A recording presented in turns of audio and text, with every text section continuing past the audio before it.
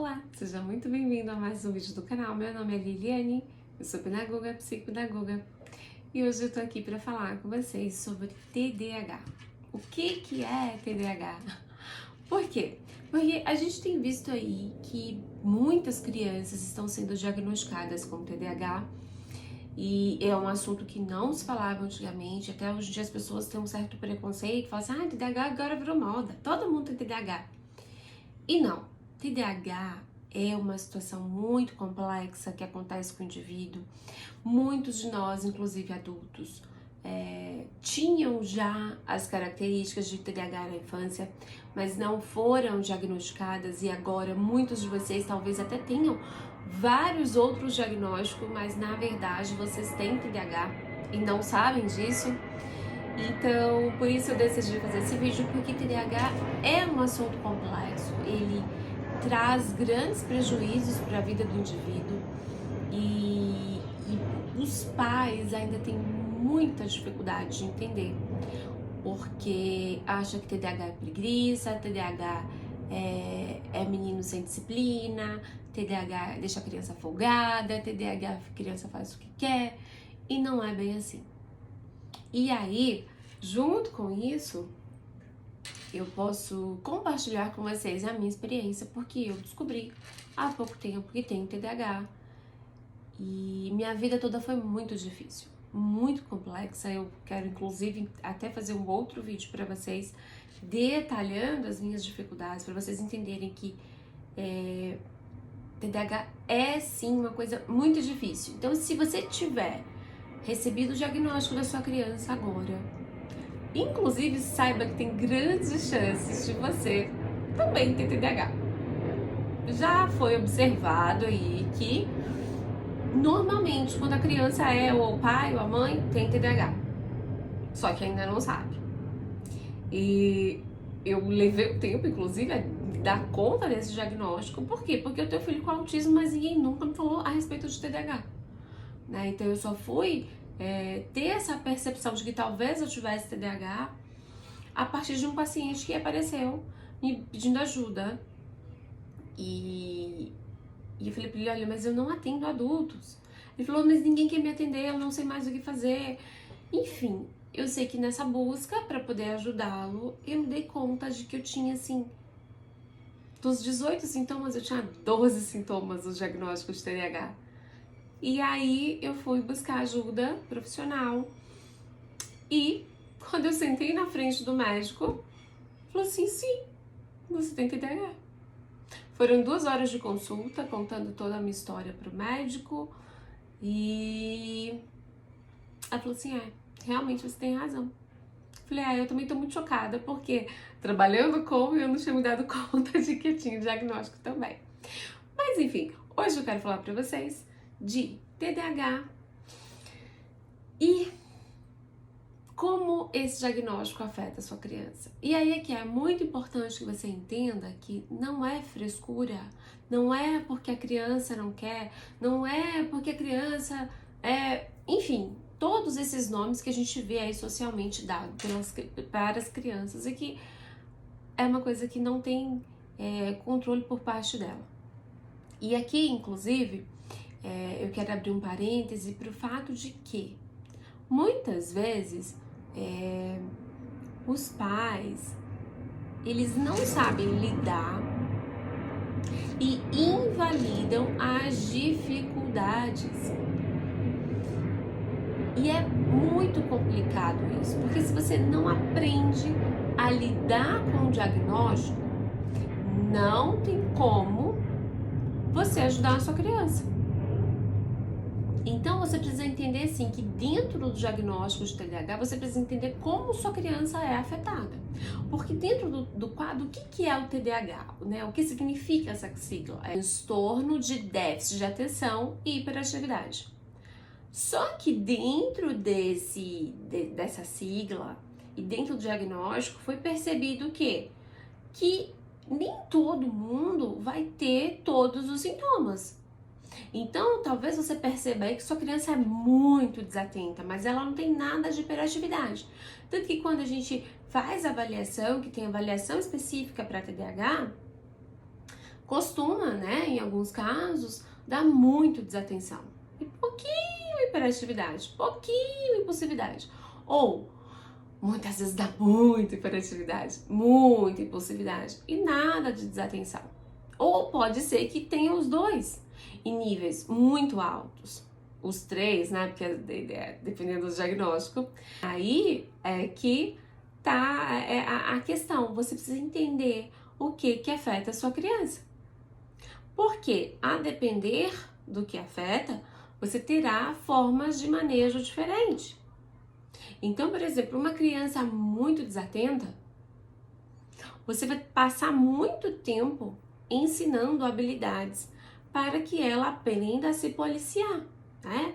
A se organizar. Então, desatento vai perder muito material, desatento vai esquecer de copiar a lição, desatento vai esquecer que tem lição para fazer, desatento vai passar horas e horas e horas focado numa coisa só e vai esquecer que tem que fazer o resto.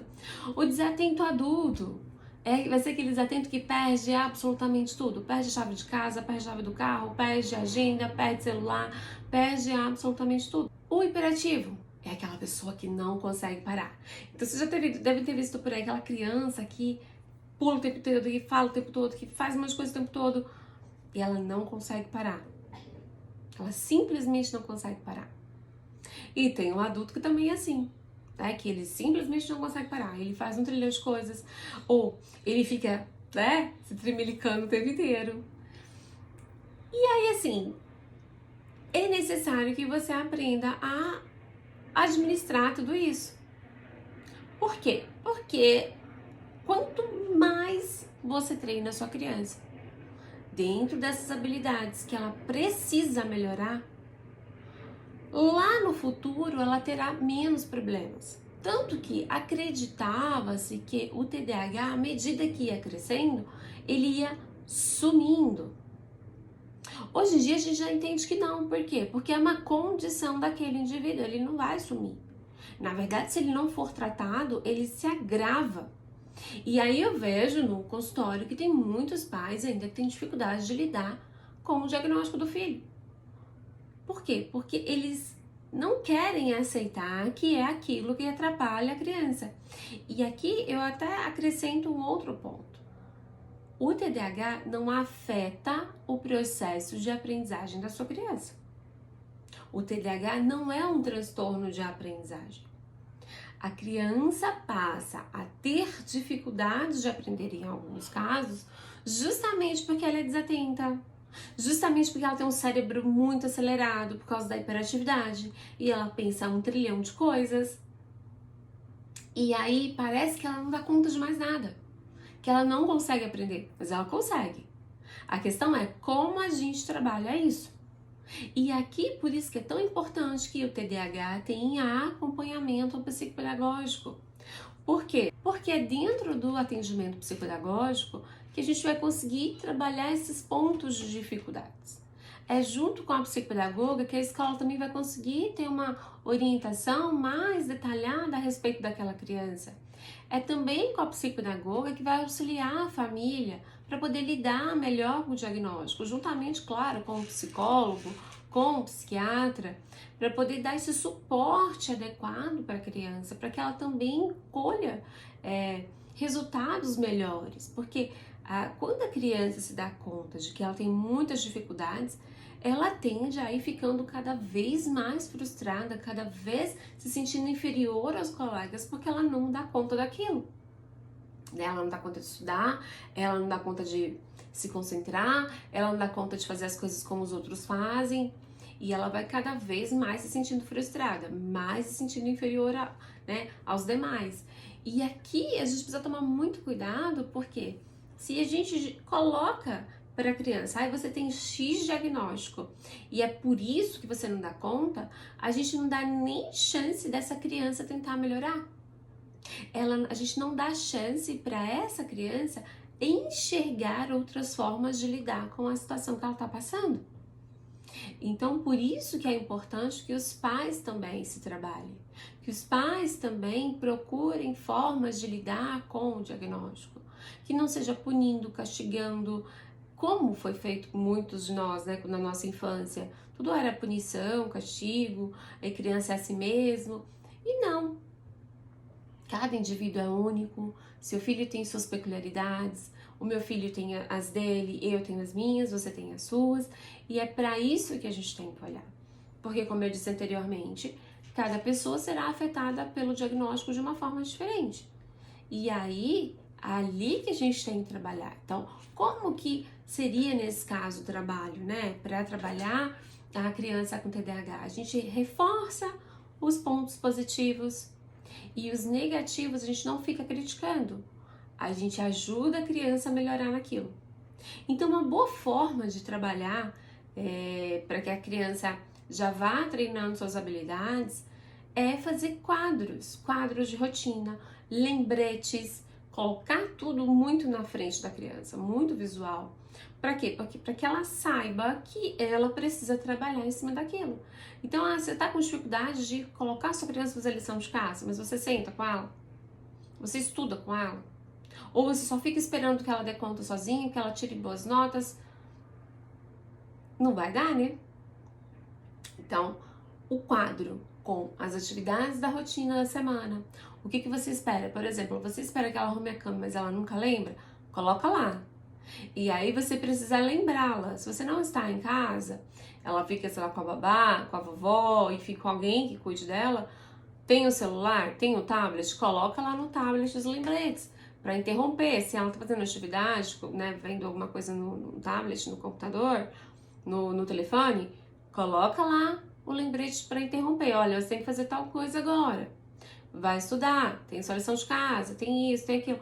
Por quê? Porque senão a criança nunca vai conseguir ter esse treino, esse foco para que ela consiga dar conta do que ela precisa. Outro ponto que eu acho que é muito importante que os pais olhem é para o aspecto da medicação. Veja, eu passei praticamente por todas as medicações com o meu filho. E durante muito tempo eu levantava bandeiras que assim, gente, não dê medicação para o filho de vocês. Porque toda medicação tem consequência, né? Mas agora que eu descobri o meu diagnóstico e eu passei pelo processo medicamentoso, eu vi o quanto faz diferença. E aí eu percebi o quanto que as crianças podem estar sofrendo por não ter a medicação como suporte extra pro funcionamento delas. Então, assim, se você percebe que mesmo fazendo quadro, mesmo fazendo terapia, mesmo indo na psicopedagoga, mesmo fazendo acompanhamento em casa, ainda não tá funcionando.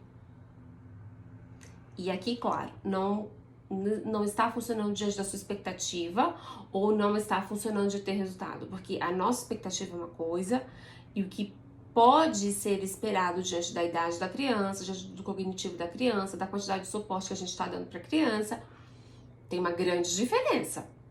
E aí a gente vai falar disso em outro vídeo. Mas se diante de tudo isso, você não tem uma expectativa altíssima em relação a resultados, mas você espera ali um certo funcionamento que não está acontecendo, de repente seria interessante entrar com a medicação. O que eu percebo na minha experiência em consultório, nem todas as pessoas, nem todas as crianças precisarão do diagnóstico da medicação para o TDAH, mas algumas fará muita diferença. E aí eu falo de novo da minha experiência. Pra mim, mudou a minha vida completamente. E o que mudou a minha vida? Como eu disse anteriormente, eu tenho TDAH, mas o meu TDAH é hiperativo e impulsivo.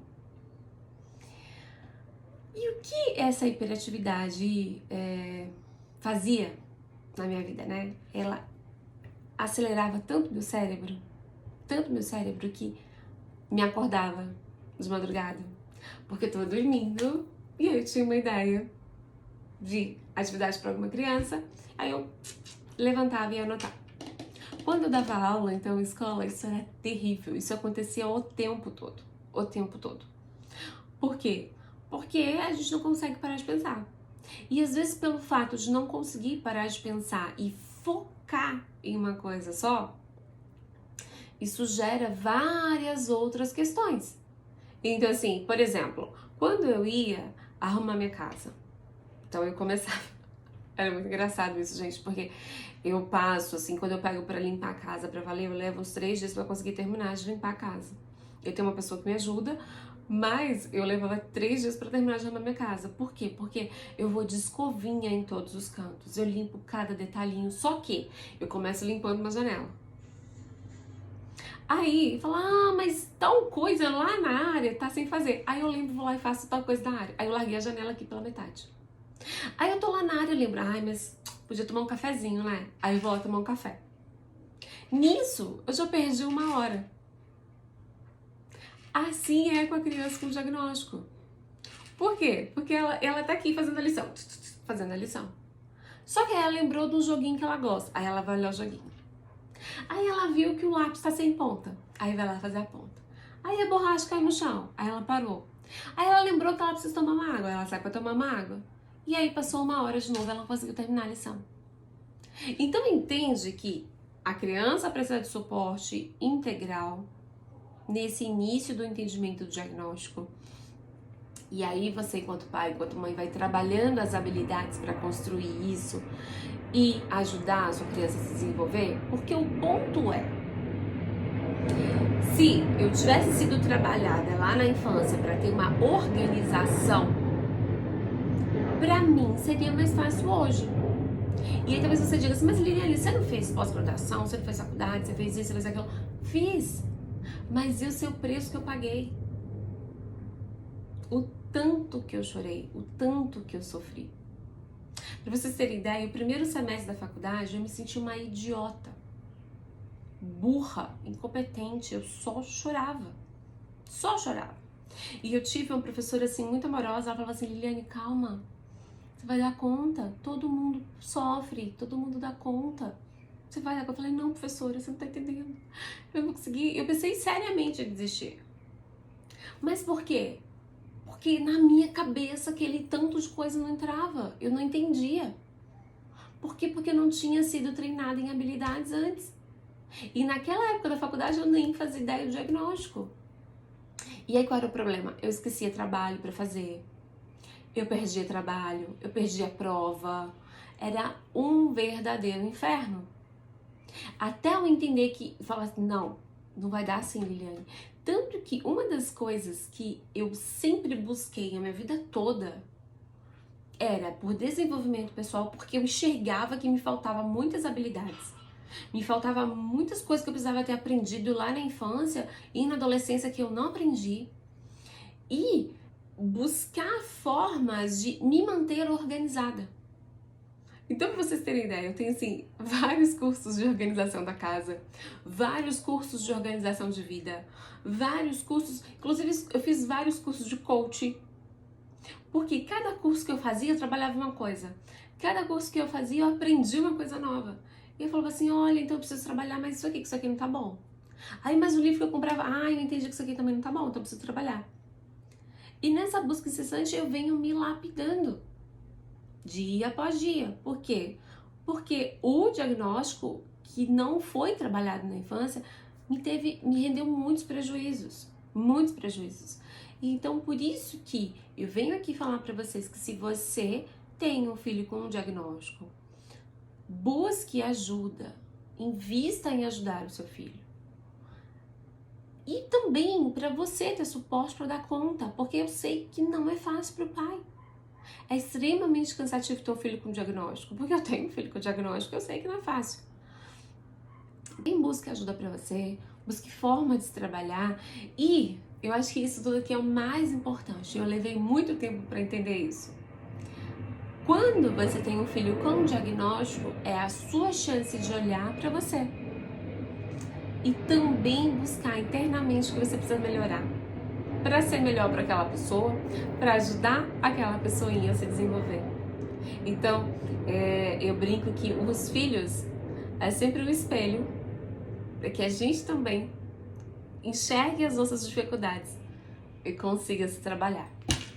Bom, vou ficando por aqui, falei demais hoje, mas espero que esse vídeo tenha ajudado vocês. E a gente se vê no próximo vídeo. Se você quiser agendar um horário.